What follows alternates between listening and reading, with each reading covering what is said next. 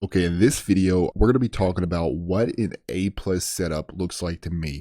What is my criteria for an A plus setup? Okay, so a lot of us trade different strategies, right? So I can't tell you what yours is.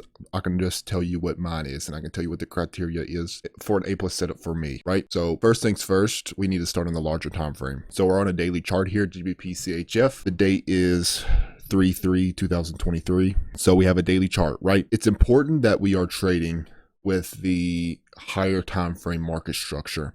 Okay, now I'm not going to go too deep into market structure in this video. I have an entire playlist, an entire series on market structure. If you just search my YouTube channel, search market, or go to my my playlist section on my channel, and you'll see my entire series on market structure. I have several videos on market structure in there. Everything you need to know about market structure is in that series, right? So daily time frame, we need to be trading with the overall market structure. This is 100% confirmed bullish market structure on this daily chart, right? When did it make that switch and when was it confirmed? Well, look at my cursor. I want you to follow my cursor here. So see how we were trading lower, we were trading lower, we were trading lower, we bounced, and then boom, we get a nice big explosive move to the upside. This was where we had that shift in market structure. Look at my cursor, big explosive move. It broke a swing high level right here. Once we broke that swing high level, that was a shift in market structure, but it's not 100% confirmed yet. We need something else to occur before we really mark this off as 100% confirmed market structure to the upside, right? What do we need next? We need a swing low level put in after that shift in market structure.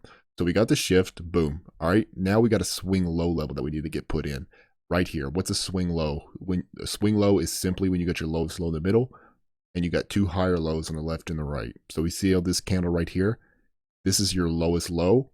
And then on the left, you have a higher low. And then on the right, you have a higher low. That's a swing low. So after we get a shift, then we get a swing low. Market structure at that point is bullish. It's confirmed.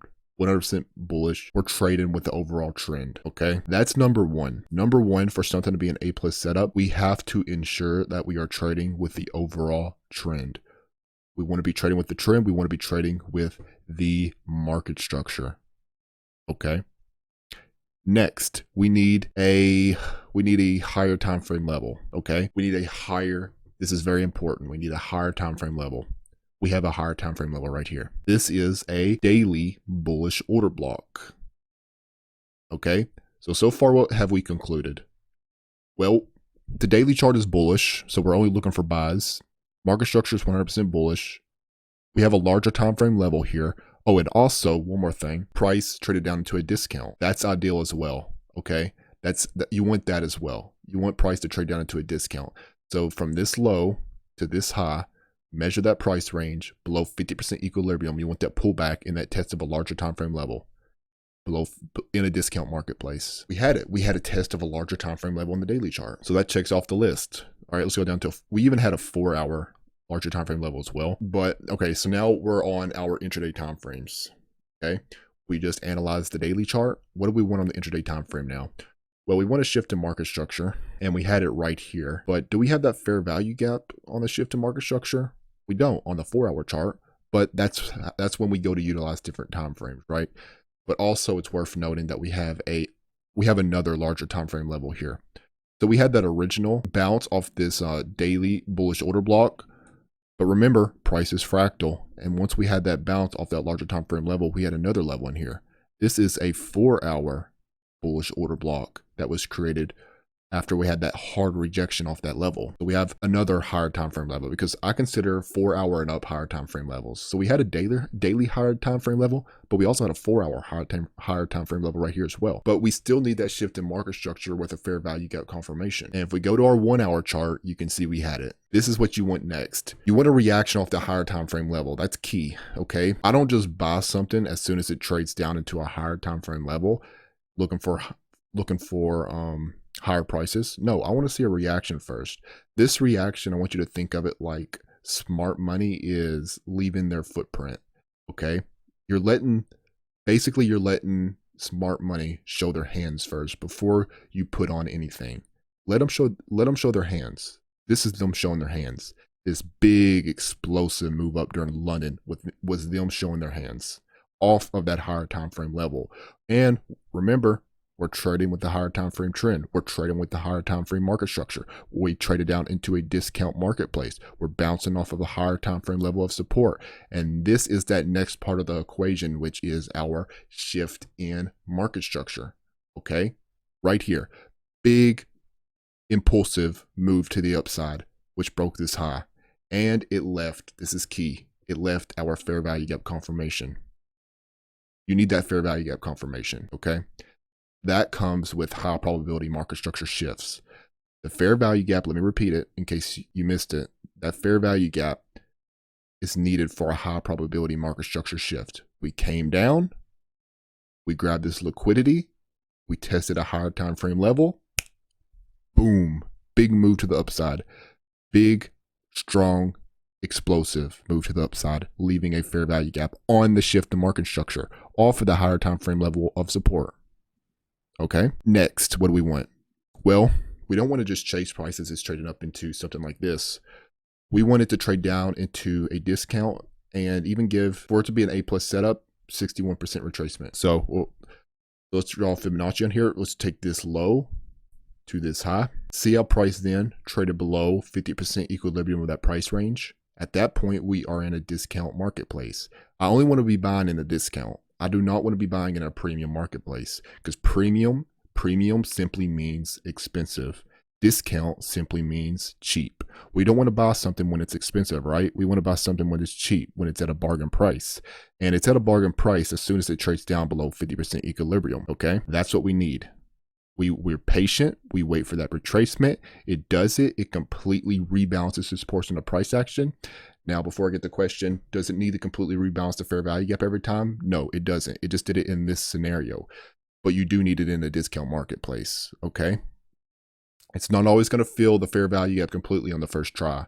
Sometimes it'll tap into it, or many times it'll tap into it, partially fill it, and rip to the upside.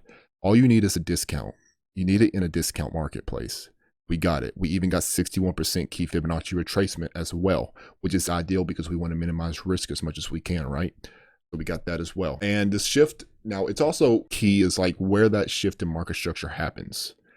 So I want you to pay really close attention to this, because this is one of those things that kind of tripped me up when I first started with SMC, when I first started in Forex. But where you have that shift in market structure is key as well. So for example, this morning on GBP CHF, we had that shift in market structure during London session, and it's always best. There is a night and day difference in my results when I have London session backing me.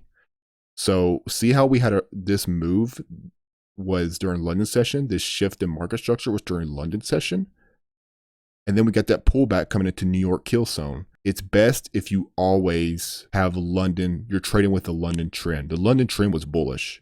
Okay, sure, we've been trending lower here for a while, but this morning, this London trend was 100% bullish. It was really strong shift in market structure. And then all we were doing this morning was piggybacking that momentum coming into New York kill zone. That's all we were doing, is piggybacking that momentum. That's always best. You always want to have London trend in your favor. Okay, now let me look for an example of like what wouldn't be a market structure shift, because again, it needs to be during a key time period. Otherwise, you just get caught in stop runs all the time, and it can get really frustrating. So for example, all right, here's a really good example. So right here, I want you to look at my cursor, look to the left of this chart. See how we have a swing high level right here? If you look at my cursor, some people may see this, it curled up, and then it had a really strong move through that level right there. Some people might think we're good now, right? Now we just wait for a pullback into a discount market to get in, and then we would ride that trend up higher, right? And look what ended up happening. You got taken out, right? It attacked those sell stops. That's what we call a stop run. And this is one of those things that got me a lot back in the day, because I would see something like this, and sometimes it still does if I don't wait for the best setup, sometimes it'll still get me. But this was during New York session. It was during later in New York session. But I also want you to note that London session was bearish. The trend was already set during London session for the day. The bears got control. Bears got the upper hand. They've already set the tone for the day. Think of London session like that. London session sets the tone for the day. Bears got control, and then we had this move right here, this strong move breaking this high. That was a fake out. That was, I mean, if you were a bull, you bought that hook, line, and sinker, and you thought that was that shift in market structure because you're thinking, hey, we left a fair value gap, right? That is a fair value gap. We broke this high, right? That is a high.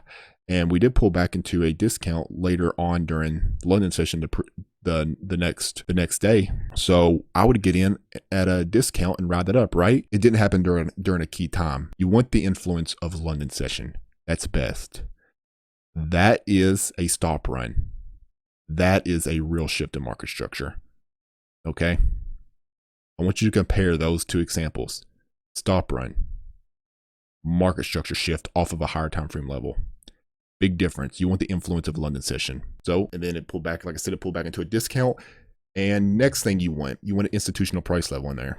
So institutional price levels consist of the 0, the 20, the 50, and the 80. Those are your institutional price levels. Again, 0, 20, 50, 80. In this example, we have the 50 institutional price level in here. So we had that. It pulled back, filled in that fair value gap, pulled back to a discount, tested our 50 institutional price level, and then found support. So that is what that's the criteria for me for a setup. One last time, we want to be trading with the overall trend. That's very important. The overall trend meaning we want to be trading with the market structure. We want to be trading with the daily market structure. If the daily market structure is bullish, I want to be buying. If it's bearish, I want to be selling, right? We want a reaction off of a higher time frame level. And when I say reaction, all I mean is a shift in market structure, a high probability shift in market structure off of a higher time frame level. Okay, so higher time frames, what are those?